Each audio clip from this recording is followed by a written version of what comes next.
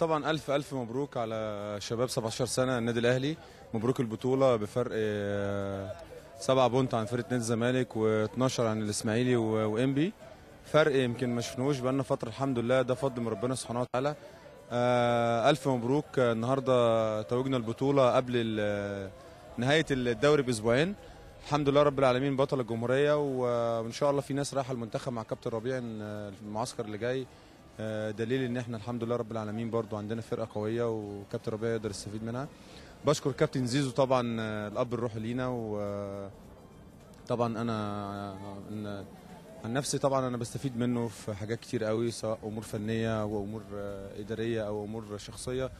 الحقيقه يمكن الراجل ده يمكن فادني في حاجات كتير قوي، فات فرقه 17 سنه، ودي نتيجه الحمد لله ان احنا خدنا البطوله. انا بحييه وبقول له الف شكر يا كابتن. طبعا انا ببارك للكابتن سمير والجهاز الفني واللعيبه كلها والجهاز الاداري والطبي والنادي كله طبعا بفوزنا النهارده.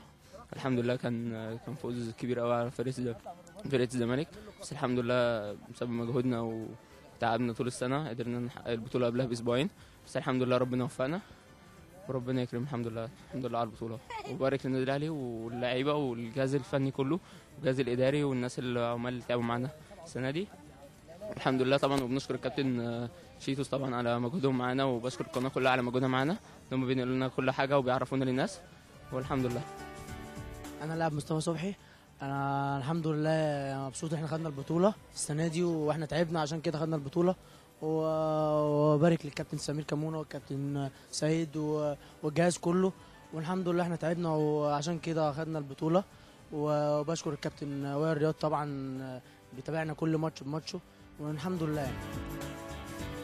بارك للجهاز الفني وقائد الكابتن سمير وكابتن سيد وكابتن ايمن وكابتن ياسر والدكاتره والجهاز كله تعب معانا السنه دي، واللعيبه كلها كله مجهود اللعيبه والجهاز الفني تعب من اول الموسم. فتره الاعداد كانت صعبه قوي والثوره والتوقفات، بس الحمد لله يعني قدرنا نحسم البطوله على ماتش مهم، ماتش الزمالك، عشان تبقى يعني بطوله غاليه وماتش غالي، وان شاء الله. وبارك لجمهور النادي الاهلي كله.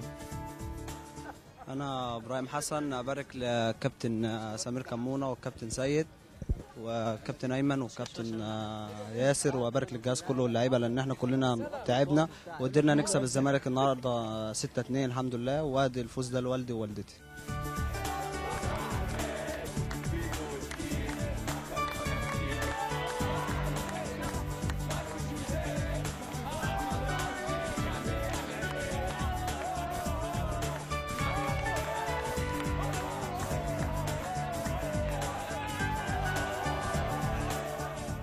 كابتن ياسر بصراحة يا جماعة السيزون ده يعني هو كان معنا كابتن طارق سليمان الدور الأول، والحمد لله قام معايا بدور كويس، وبعد كده الدور الثاني مسكني الكابتن ياسر مصطفى، خلى مستواي أحسن ورفع من مستواي، والحمد لله مستواي بقى الناس كلها تتكلم عني دلوقتي أحسن من الأول كمان.